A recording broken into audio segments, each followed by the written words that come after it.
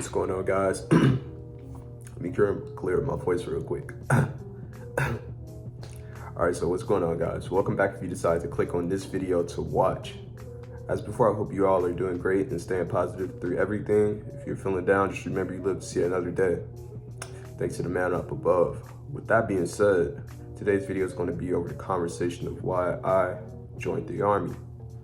And let me get this off my head real quick too at the same time. Still got that military cut, so you know, don't laugh at it, man. How the waves looking though too.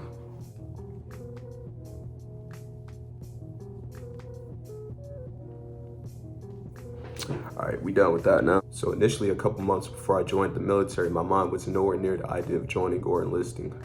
The state of mind I was primarily in was perfecting my craft, which happened to be photography at the time, being some video editing as well. At the time, I was working your normal day-to-day job in which I was a car salesman at the time, and I was making somewhat a nice amount of funds that I felt kind of served my needs. Life at the dealership as a salesman at 19 years old gave me a sense of gratification, not going to lie, because I personally felt that this was a position for someone that was way older than what I was at the time. With that time period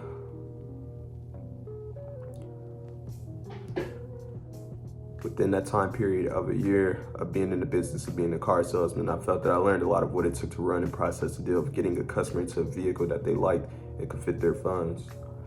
Although it was a local dealership and not one of your top tier dealerships like Ford, Subaru, etc., there I grew to the liking of my coworkers and initially moved to a full-time position where at times I often ran the position of being a salesman myself, redirecting my lot guy.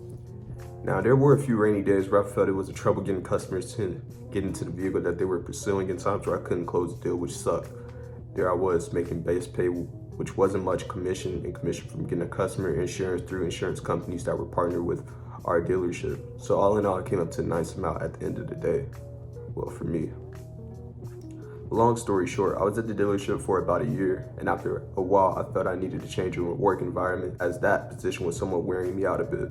So not long after giving up the job as a salesman, I took the position of being a customer representative at the BMV, or for my people who have like a DMV, for us, it's the Bureau of Motor Vehicles, in which I assisted customers in using the newly inputted kiosks at our several locations. Now, at this time is when I began thinking that the military could be a nice option for me and somewhat a challenge to put myself through.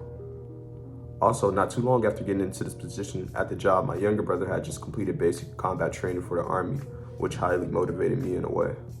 Seeing him go away and join something bigger while I was still at home kind of made me rethink my life decision at the time.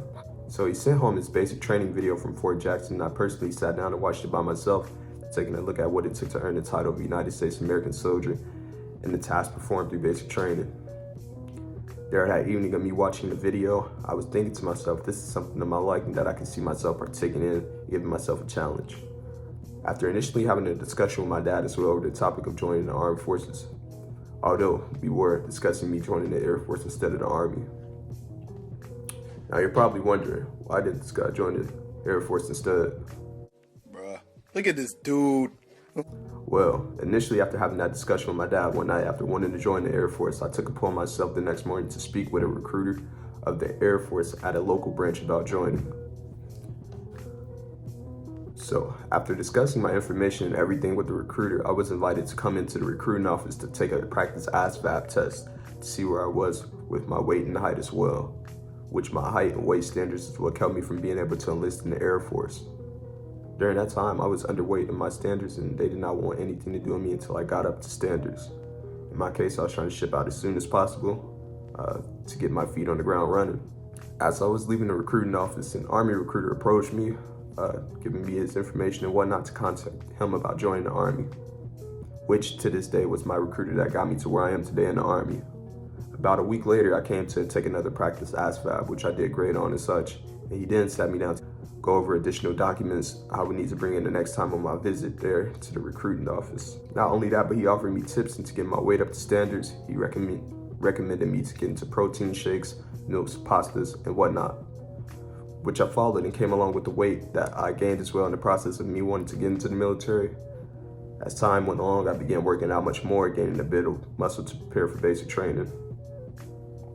I felt highly motivated at this time in my life, and I still do to this day, and felt like I was ready to take on anything. Just the thought of being a part of something bigger felt great and something I wanted in my life. At the time of my life at home, being at home just felt like a spiraling circle that wasn't going anywhere far, and I needed that change. I needed a shift in my life as well. Also, I didn't have a plan on going or attending college at all in my mind, but I wanted to progress, wanted that progress in my life. Seeing my younger brother take that step and learning more about the armed forces pushed me to turn my life around and better myself. Me and him often had discussions ourselves on his experience and such at his time in basic training at Fort Jackson and the pros and cons of it. He gave me his ins and outs of the experience, although our basic training experience and locations were totally different. He had Fort Jackson, I had Fort Sill. One's down south, the other's down south as well, but towards the East Coast a little bit. Overall, I needed the structure and discipline that the Army offered to put into you and the basic things that came along with it. Not to say I was a reckless teenager or anything, I just wanted something different that I could progress in. Fast forward a few months, and now I'm here in my unit at Fort Bliss, Texas, 11th Brigade. Compared to basic training at AIT, which is the training where you go and study your military occupation, I can definitely say that I am happy that I decided to join the U.S. Army and the people I've encountered through my journey getting here. We are all of different backgrounds, races, religions, etc., and all have our own story of how and why we decided to join. Some of us are only looking to do just one contract, and others are looking to go out a full 20 years to make the Army a career option.